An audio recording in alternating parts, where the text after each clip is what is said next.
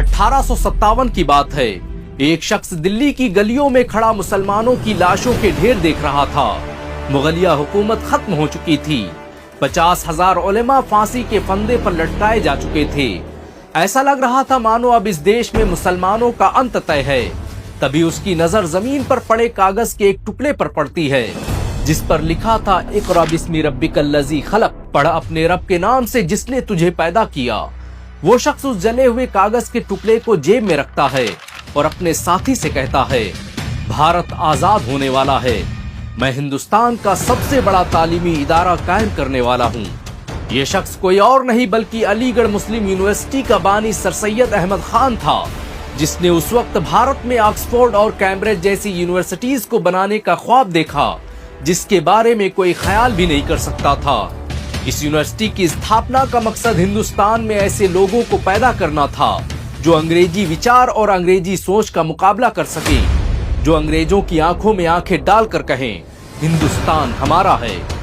अलीगढ़ मुस्लिम university की स्थापना साल 1875 में मदरसतुल उलूम नामी एक छोटे से मदरसे से हुई, जो बाद में मोहम्मदन एंग्लो ओरिएंटल कॉलेज में बदल गया।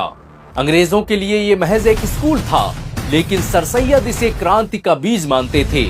1857 के बाद हालात ऐसे नहीं थे कि मुसलमान खुलेआम अंग्रेजी सरकार का विरोध कर सके। ऐसे में एक ऐसे संस्थान की जरूरत थी जिससे निकलने वालों की वेशभूषा तो अंग्रेजों जैसी हो, लेकिन उनके दिल भारत के लिए धड़कते हों। सर सैयद अहमद खान इस यूनिवर्सिटी की स्थापना के लिए कुछ भी करने को तैयार थे। उन्होंने इसके लिए अंग्रेजों से मदद लेने से भी गुरेज नहीं किया। वो तवाइफों के कोठे पर गए। उन्होंने गली और कूचों में झोली फैलाकर इस यूनिवर्सिटी के लिए चंदा मांगा, सड़क पर नाटक दिखाकर पैसा इकट्ठा किया, हर तरह की जिल्लतें बर्दाश्त की, लेकिन वो इस यूनिवर्सिटी की स्थापना से कम पर राजी नहीं हुए। एक बार वो चंदा मांगने गए तो किसी शख्स ने उनके सामने अपना जूता फेंकते हुए कहा कि ये तुम्हारी औकात है। उन्होंने उस जूते को उठाया और झोले में रख लिया।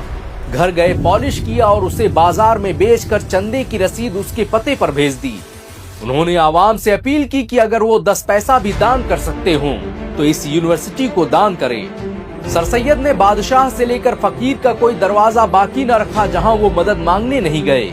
इस यूनिवर्सिटी को सबसे बड़ा दान मीर उस्मान अली ने दिया था। 5 टन सोना दान करने वाले मीर उस्मान अली ने इस कॉलेज को 5 लाख रुपए दान किए थे। पटियाला के राजा महेंद्र सिंह बहादुर और बनारस के शंभू नारायण ने इस कॉलेज की 58,000 और 60,000 की मदद की थी। सर सैयद राजा महेंद्र सिंह बहादुर से चंदा लेने बाराबंकी के जज इकबाल अली के साथ खुद पटियाला गए थे।